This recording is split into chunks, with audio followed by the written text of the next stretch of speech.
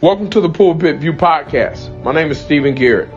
With over 20 years of experience in leadership, family, and ministry, I've asked some brothers to come join me and have a conversation of what it takes to bring balance to each.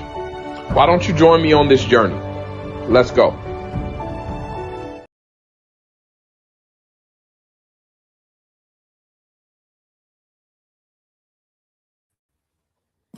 Good evening. Hope everyone is doing well tonight. Hope you've had a great day. Want to encourage you tonight and want to come on for a quick moment, talk to the people for a moment as you're going through this week. I hope your week has been a great week. I hope it's been a successful week. I don't know about you, but recently, with all of the events that's going on, I found myself in a place of stress. I found myself in a place of just feeling the weight of the world. And so I wanted to come on tonight for a brief moment and just have a conversation. I wasn't on the last 2 weeks because I've been traveling and wanted to make sure as I came on tonight that we shared together some thoughts, not just on current events that's going on, but how do we handle it? As leaders, how do we handle when life is throwing its most at us? And sometimes it appears as if everything is compounding on us. So I want to bring you into a conversation I was having with with a friend of mine the other day. He's actually my trainer. I'm having a conversation with him, and I was telling him one of the things that I've been dealing with lately is I have so much on my plate, so many responsibilities that I feel as if here it is that I'm not really in control in this moment. I said, and I don't like not being in control. I said, I find myself being more reactive than proactive. Now, this was a few weeks ago. And so as we were sharing, he said, man, I've been in that same situation. I've dealt with that same issue. He said, and I really wish I could tell you how to get beyond it. How to get beyond it. He said, I really wish I had a way of telling you what would be the best thing to do to get beyond it. And I said, well, I'm going to be honest with you. I don't know if it's something that you can easily do. I think it's something that you have to consistently work at. And so we started having this conversation. We start having this conversation around what it looks like. And that's going to be the subject of our conversation tonight, is controlling the controllable. So as you come in, I want to invite you to go on this journey with me. If this is your very first time watching the Pulpit View, my name is Stephen K. Garrett. I am the proud pastor of Bethlehem Missionary Baptist Church, where I have now served for 12 years. I've been in the pastorate ministry for 19 years. And I'm getting ready to celebrate 23 years as a preacher. And I want to just come in tonight to share with you some of my thoughts and my ideas on leadership and how you can live well and lead well at the same time. How you can lead well and live well at the same time. So tonight, I want to bring a few points in hand. I think this is going to be helpful to us if we have some dialogue tonight. And as you're going through your week, that is going to be helpful to you. I want you to continue to keep our country in our prayers as we are seeing some of the most idiotic behavior going on right now, and lack of leadership, lack of integrity. And so this was one of the reasons that I want to have this conversation tonight, because as we are watching what's going on in the world play out, I realize that as leaders, we are all being required to come with a response to the call of what should we do. And some of us are a little bit more reactive than we would like to be.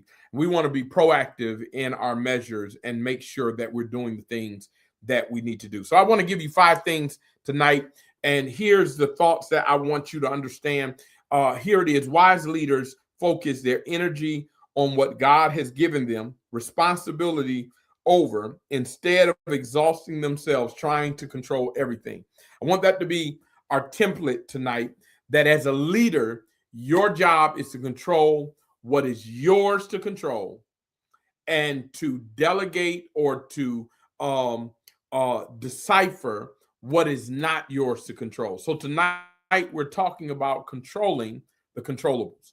Here it is. The first thing I want to give you, I got 5 things tonight, and then I'm going to get off. This week is my son's birthday, and we're going to celebrate. The first thing I want to share with you is if we're going to hear and hear me with this, if you're going to control the controllable, you're going to have to be able to accept that some things are out of your control. That's where it starts. Can you accept that some things are out of your control? That some things do not function in the place of being in your control, in your area, in your wheelhouse. Some things are out of your control. And the truth of the matter is that can be difficult. That can be difficult. And I'm being honest with you. It can be difficult in our current society to not want to feel as if you're in control of everything that's happening into your life, especially when you have a lot of these motivational speakers that are speaking out. And hear me, there's nothing wrong with them, but there are some that want you to feel as if you control everything that happens in your life. You do not control everything that happens in your life, but you can control how you respond to everything that happens in your life. You cannot control when the doctor has given you a diagnosis that you do not desire. You cannot control when you have when your marriage is falling apart. You cannot control when the church finances are not doing what they need to do. You cannot control when you have a new job and you're having to become acclimated to the area that you're in now. So tonight, as we're talking about this, the first thing I want you to hit on is that there are some things that are just not in your control. I like how Proverbs 16:9 says it. It says, a man's heart deviseth his ways, but the Lord directs his steps. In other words, there's a way that I want to go. There's a way that I would desire to go. And the truth of the matter is, in the midst of that, God is still ordering my steps. God is still directing my path. Most of us have a plan. I was watching a judge show today, and this man had proposed to his girlfriend, and she said, I told him no, but that's because I had planned on being married at 40. And so the judge felt as if, she said, well, you look young for your age if you're over 40. She said, no, Judge, I wasn't ready to get married yet. And I said 40 was the age that I wanted to get married.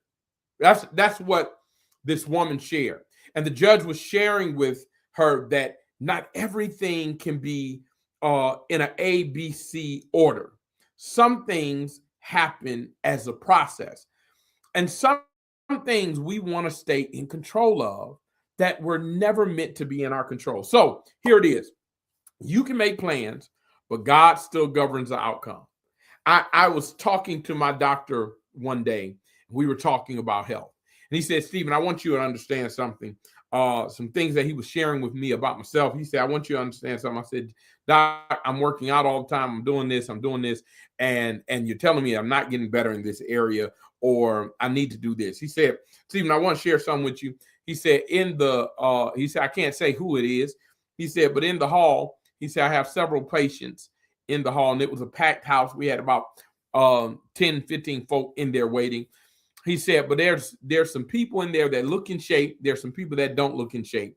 He said, and I can tell you, one of the people that are not in the best physical health, he said, has the best health readings out of everyone. And one of the persons that are not in, that looks like they're in the best physical health, may not. He said, I want you to understand.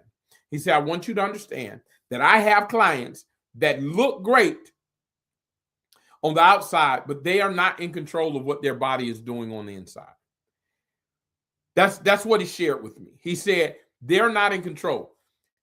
And one of the hardest things to understand is that some things we just have to go through. And you can't control the things that are outside of your purview, outside of your reach, that are not for you. You cannot control who's going to have an accident tonight.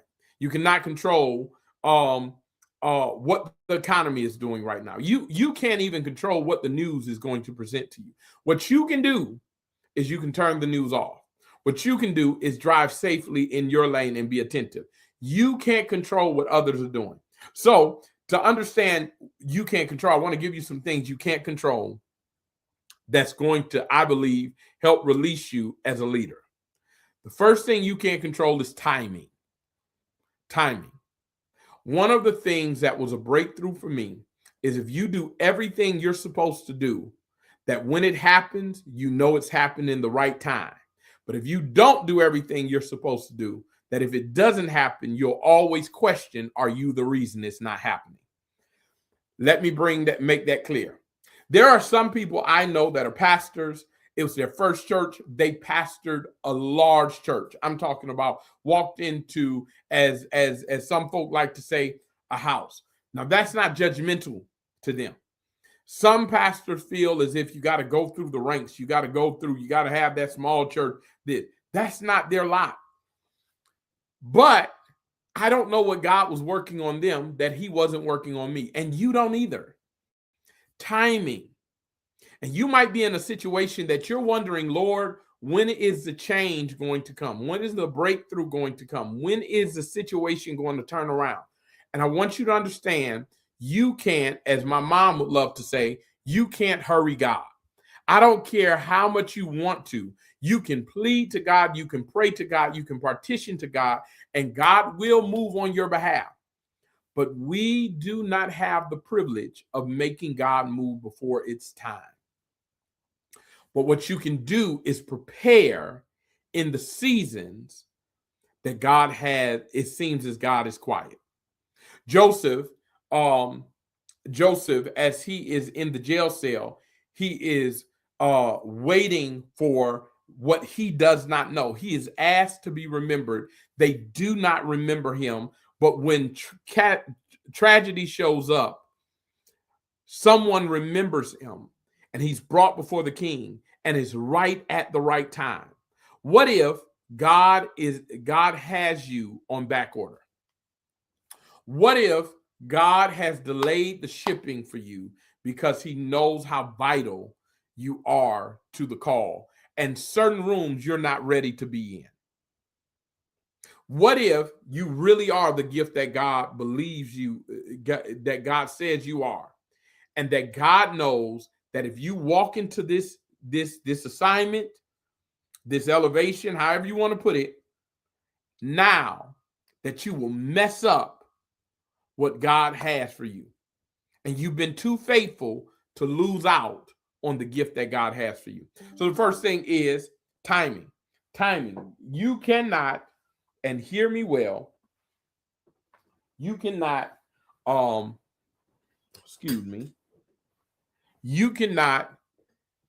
you cannot hurry God. You cannot hurry God. You cannot move. And can I tell you something else? You can't move people faster than you want to, because that's a difficulty for us, right? That's a difficulty for us. Some of us want to move people. There are some members that I love dearly that we didn't have the best of relationships when we walked into the church. But I had to give them time to know me, and they needed to give me time to know them. I had to learn that people need timing.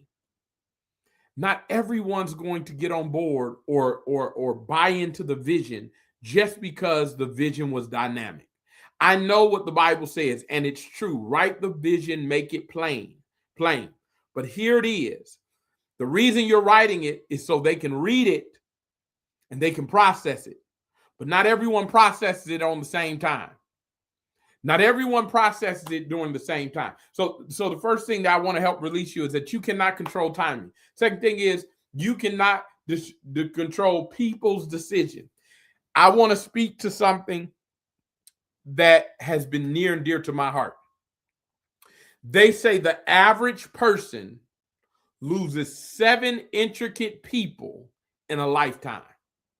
7 intricate people in a lifetime. The average pastor / leader loses seven intricate people, 7 important people in their life every year. I'll say it again. They say the average person loses 7 people.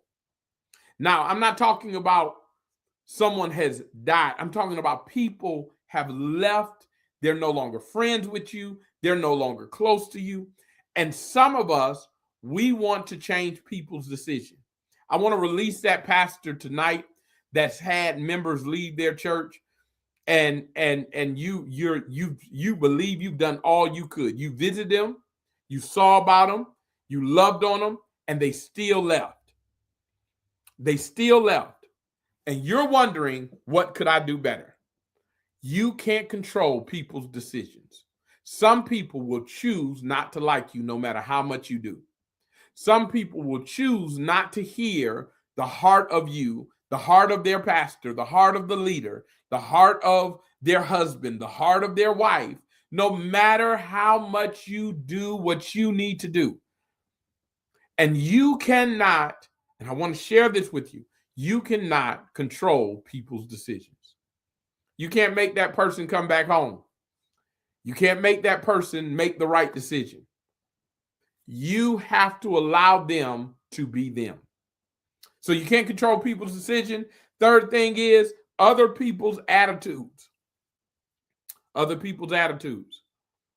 Not only can I not control people's decisions, I can't control how people handle the decisions they make. Have you ever met somebody that's just ornery because they've led a bad life? They've done some things that messed them up, and now they're reaping the consequences, and they have an attitude I can't control. But what I can control, hear me, I can control what attitudes I allow to be in my presence. I can control what attitudes I allow to be in my presence. I have the right to be restrictive of people. And I want you as a leader to understand you can't control their attitude, but you can control yours and what you allow to surround you. Last thing is you can't control every outcome. I want to tell you this, and this is something I've learned after 19 years of pastoring, 20 years of being married, 25 years of being an entrepreneur and a leader and a business owner. This is what I've learned. I want to share it. No matter how good you do, some things will not work. No matter how good the plan is, some things won't go. No matter how disciplined you are, some things will not buy out. Don't believe the hype.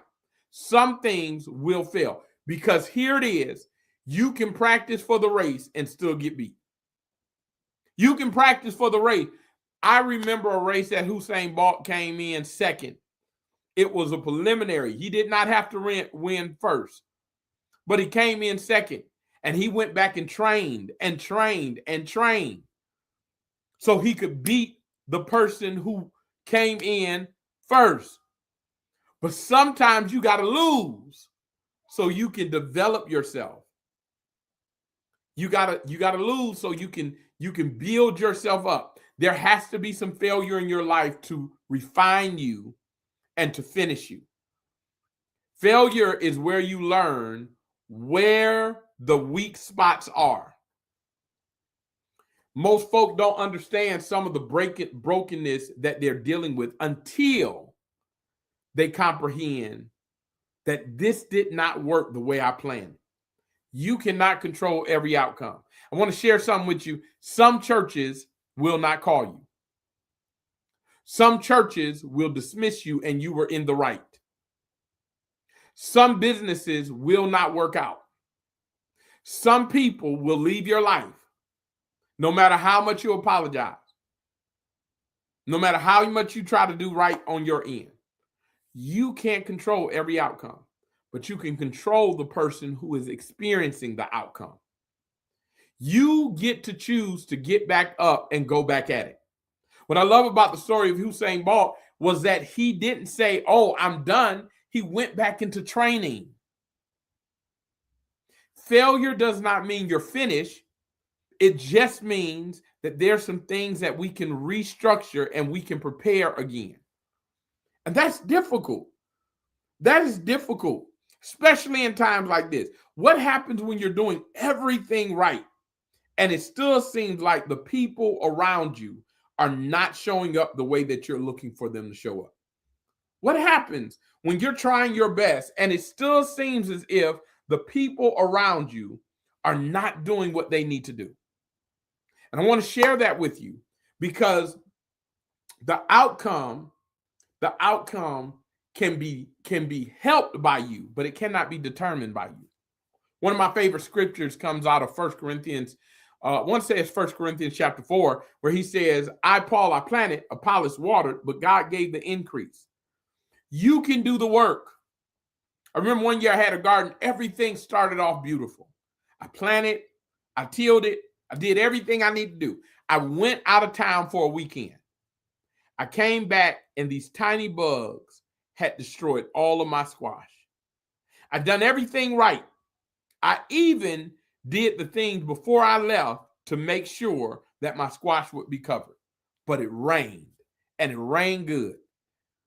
And so when I came back, my squash plants had holes all in it because these little critters got into it. I can either wallow in the fact that the squash was destroyed, or you can do what I did, and that is plant more.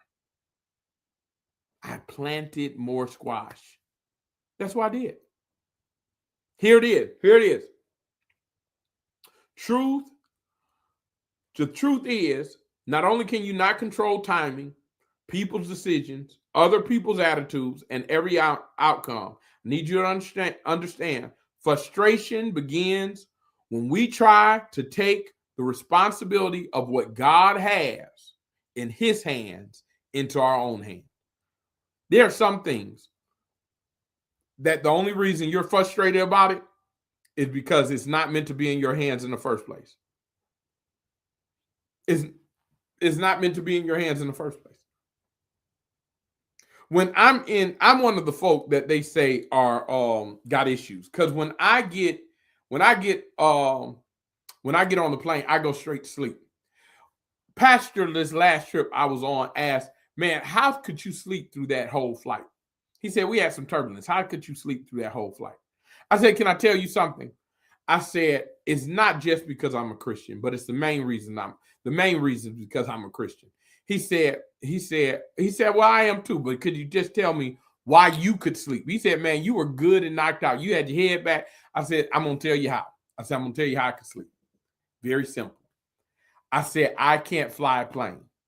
So me staying up cannot add anything to the pilot. I said, it can't add anything to the pilot. I said, and here it is. I told him, I said, if we were going down, y'all screams would have woke me up. That's what I told him. I said, listen, I would have known if y'all were going down. But because we weren't, I decided to rest. And I want to challenge you tonight as we're going through this, that I want to challenge you to rest in the fact that God has control in these areas that you seem not to be able to control. That there are some things that was not meant for you. And the only thing you can control are the controllables. Here's one of the things you can control. I want to help you out. First thing you can control is your spirit.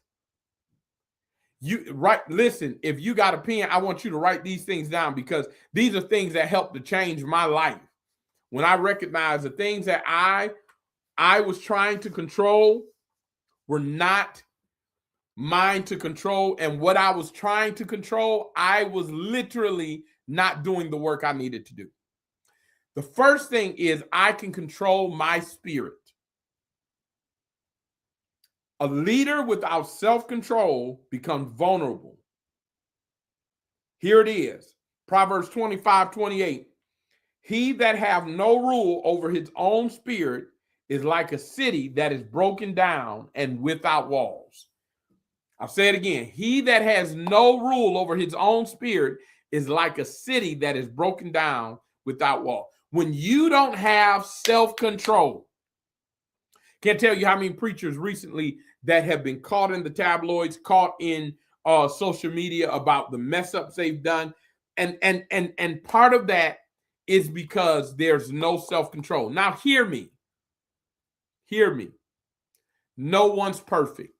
This is not the post. So before anyone gets on or someone shares, this is not the post to judge anybody or tell them they are to be perfect. But when you see your weaknesses, you start putting in boundaries and standards to make sure those weaknesses don't overcome you. Self-control is vital. What are the things that you can control if you're controlling your spirit? Let me share it with you. I just shared some earlier. First is your attitude.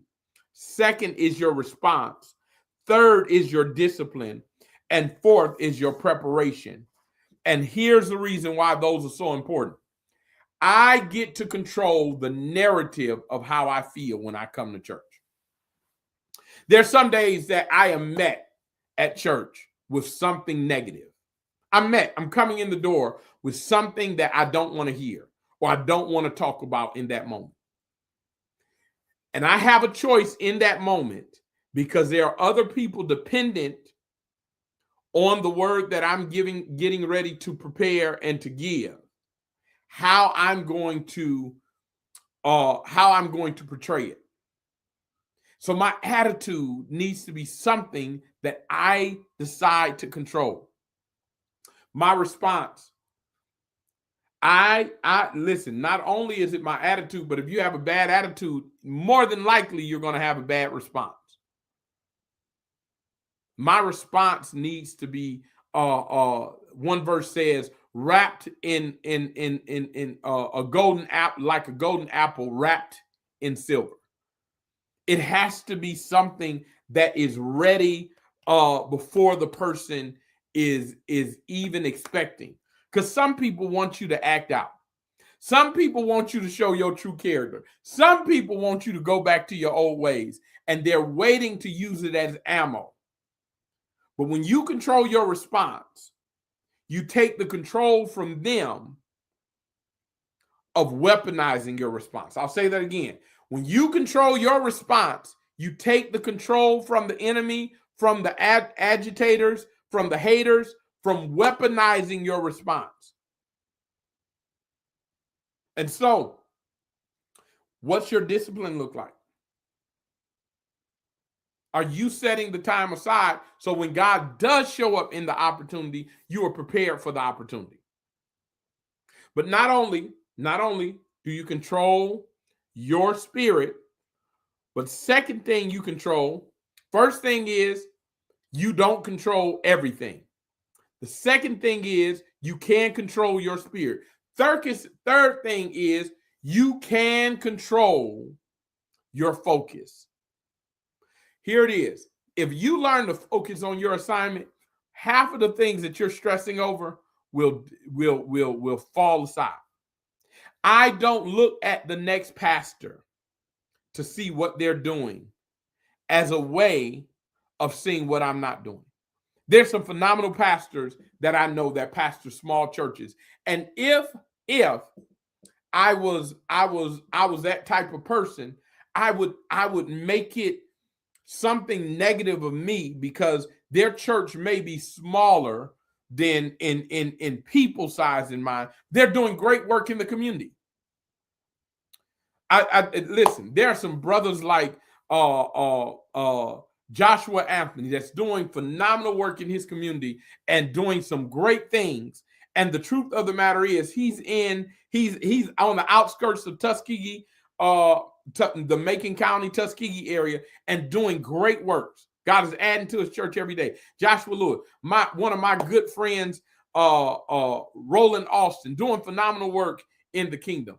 My pastor, Pastor Daryl Caldwell, these major folk that I'm seeing, but here it is, I can appreciate because I'm focused on my assignment. I remember going to a convention and folk were talking about this one particular preacher and how many folk was coming to his church every Sunday, and it was all this jealousy in the being ring. I was like, man, how little time. Me and my wife were talking about it that day. I came back. I said, babe, I said, if I ever become one of them, that my only recourse to somebody else's blessing is to criticize or find the negative, please call me out on it. I'm not talking about calling out a preacher that's does not have theological doctrine. I'm not talking about calling out somebody that is living outside of the of God's design and plan. I'm talking about straight up hate. Straight up hate. Because God is doing something in them that you don't feel they're doing for you. And the truth of the matter is, if you focus on your assignment and you don't focus on the other man's hand, let me share it this way. There's a parable in the Bible where there's a man that's leaving to go, a king leaving to go to a far country, and he leaves one of his servants with 5 talents, one with 2 talents, one with 1. The one with 5 took it straight to the marketplace. The one with 2 did likewise. The one with 1 went and hid it and came back with all the excuses saying that he's watched the master. And the master takes and doesn't and from where he has not reaped. All these things that he says, right? Here's what I want to show you. It could be surmised. I'm not saying this is direct, but it could be surmised that the one with the 2 watched the one with the 5 and did likewise. He did not get into comparison match. He did as. He said did as such, took it to the marketplace and multiplied it. He was focused on what he had to do, but he saw success and said, I can duplicate it. But the one with 1 was so worried about what the king was doing that he didn't do anything with what he had. And so my question to you tonight is, have you been stressing over so much that you have lost focus on the assignment you have? That you've been so focused on the issues in society that you're not doing your part? Listen, I'm telling you, what's going on in the news is bad. I am constantly in prayer. It has me stressed. But what if my assignment can relieve some of the pressures that's going on in the world? I can't change what's going on in the White House. I can't change that. That's beyond my control. But I can push my community to vote. I can do that.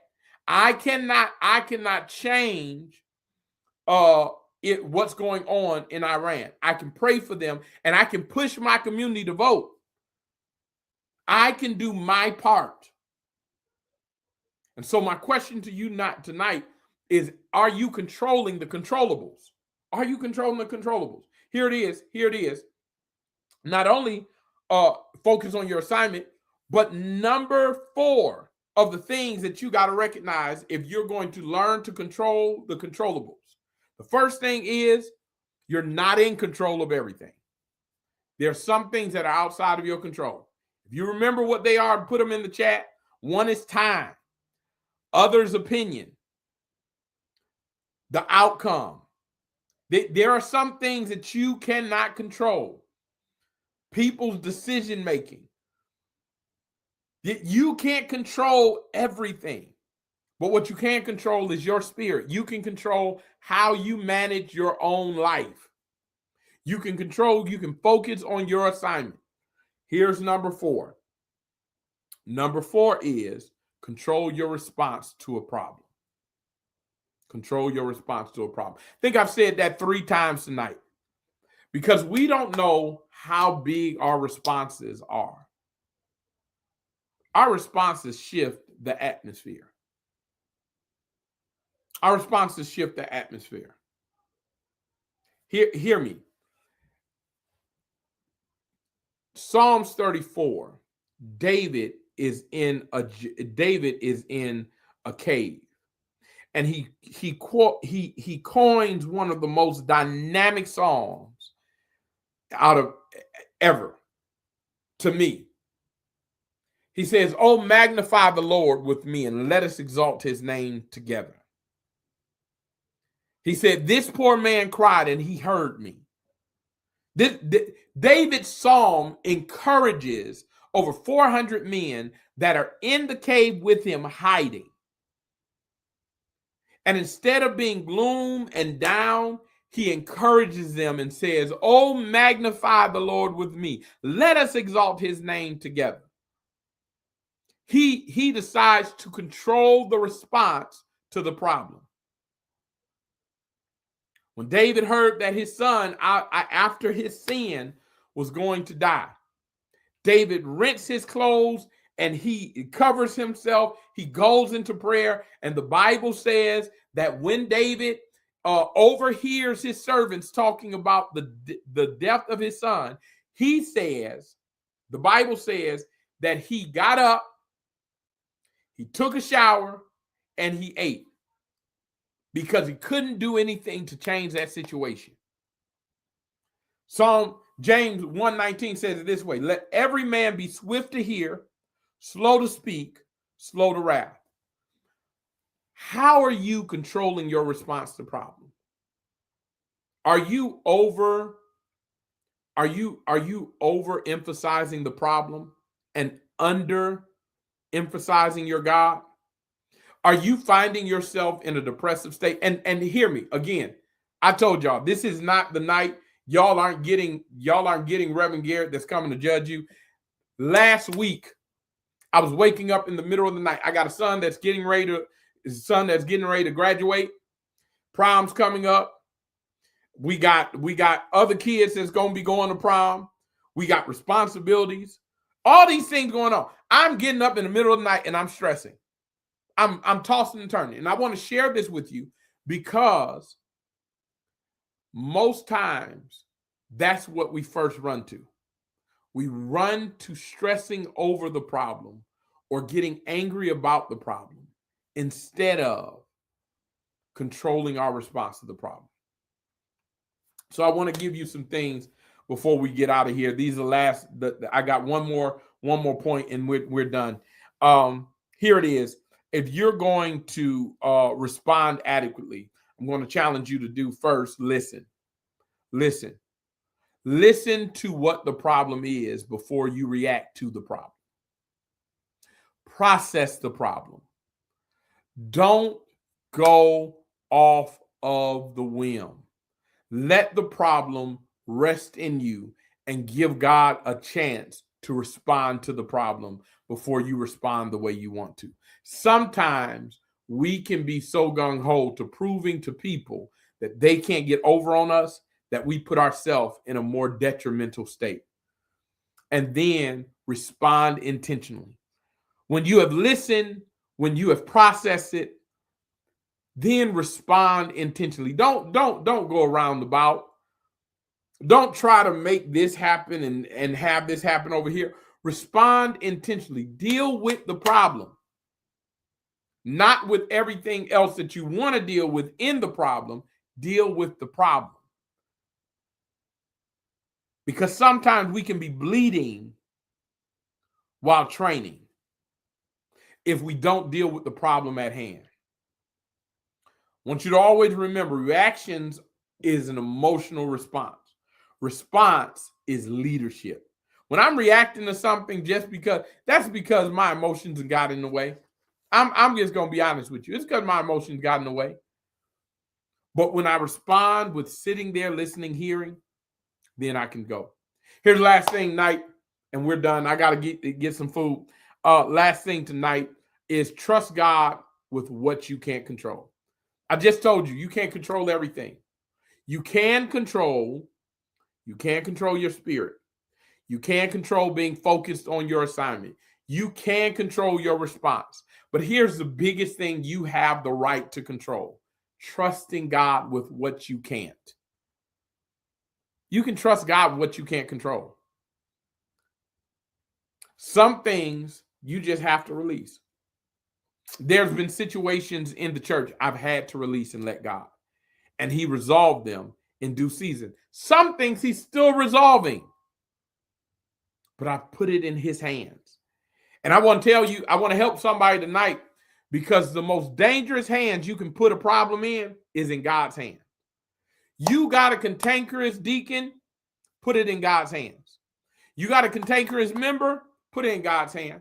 You got that person lying on you and you know you didn't do what they said, put it in God's hand. Pastor YPJ said something once that I've adopted and I've kept it. He said he was going through one of the worst times of his life. And I think he said, John P. Key said it. It was someone who was an artist who said it, who said to him, let your character outlive the lie. Can I tell you, the most dangerous thing you can do is trust God with the things you can't control. Because when God comes in, he does not negotiate with the people that are blocking what God wants to give you. God removes the people out of the way that are hindering you from what he has for you. But he will not fight battles you keep putting your hand on. Ooh, I needed that for myself. God is not going to fight a battle you keep putting your hands on when he's told you to release it. There are times God tells you to fight the battle. There are times God tells you that the battle's not yours, but the Lord's. There are times that God will tell you, watch and see what I'm going to do. And then there are times where he's going to have you hold your hands up and you're outside of the battle, but you're pivotal to the battle. And I want you to understand, no matter what season you're in, learn to trust God with the things that you can't control. The church isn't doing what they need to do financially, put it in God's hand. You start talking to the Lord about what to preach, how to preach, and you just do what God's told you to do and trust him. Watch his favor show up in that way. Doctor didn't give you the report. Trust God with what you can't control. I'm not here to give you some prosperity preaching and tell you that it's just going to change for your better. There may be a process God wants you to go through. But here it is. Trust God with what you can't control. And if you release those things, here it is. This is what I'm not telling you to do. I'm not telling you to ignore the problem. I'm not telling you to avoid the problem. I'm telling you to release the problem. There are certain things I have to acknowledge it's a problem. We were having a meeting last night. And as we were having a Bible study meeting, there was something that one of the members brought up. And I said, you know what? I need to address that because that's something that I never thought about. And now we need to implement it. It's something that's an issue. Now, we're going to need some people to resolve the issue that person brought up. But I can do my part and trust God. I can acknowledge it's a problem. I can address the problem. But then I need God to send me the people to answer the problem. Release it. Release it. I want to share with somebody, and I just feel it right now. If your marriage is a thing that you need to release right now, release it. So many pastors are going through, but I did not say to avoid or ignore. Do what you are called to do as a husband and let God do the repairing. Do what you're called to do as a wife and let God do the repairing. Let God do the repairing in the areas that you can't. You bring the flowers home. You cook the dinner. You be sweet. You be romantic. But let God do the other areas. Let him mold their heart and fix it. And so here it is. Mature leaders know the difference between responsibility and control. Just because I'm responsible for a lot does not mean I'm in control of everything. And so I want you to hear me. Leadership isn't about controlling every situation.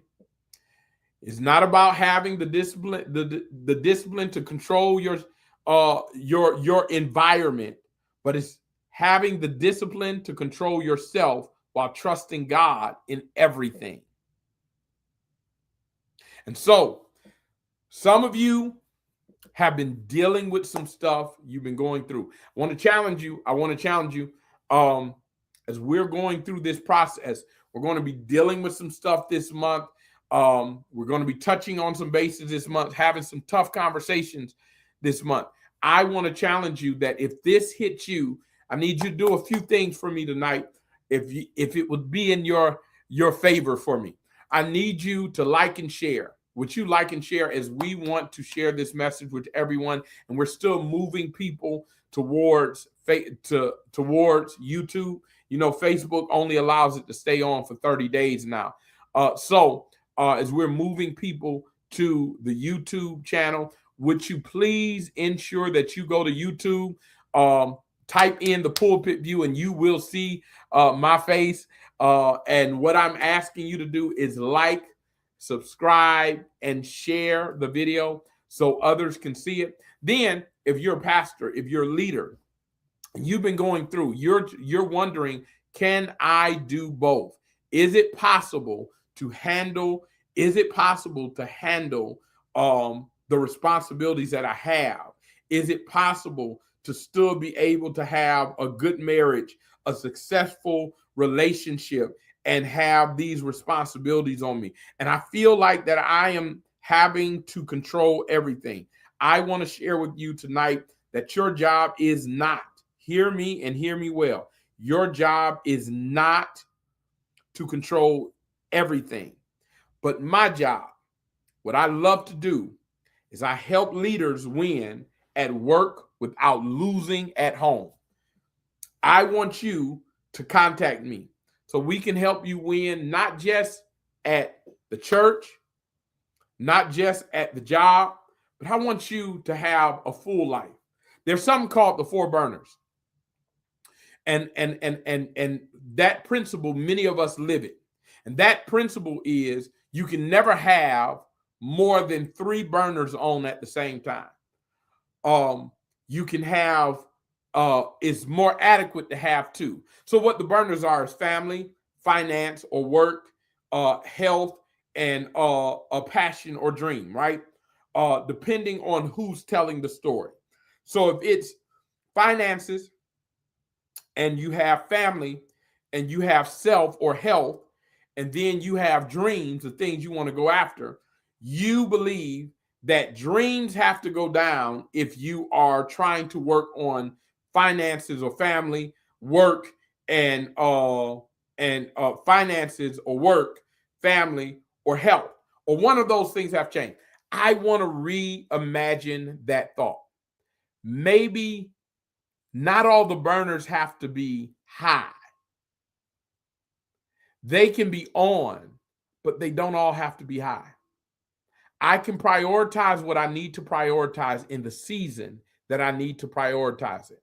If you've ever cooked, you know some things need to simmer.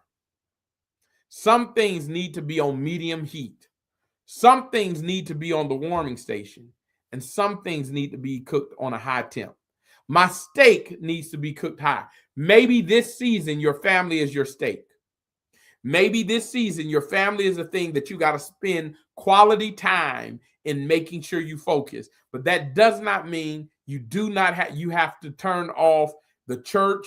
That does not mean you have to give up on your dreams. That does not mean you got to leave the job that you like. It means that you have to make sure you prioritize the thing in this season that is able to carry you to the next season. And so let me help you. You can't control everything, but the things you can control, that's in your wheelhouse. Control the controllables. Listen, if you would, please like and share. If this helps somebody, tag them. Let them know that we're here every Thursday night. We're excited for the journey that we're on. We're excited that you're on the journey with us. Have a great night. Be blessed and be safe.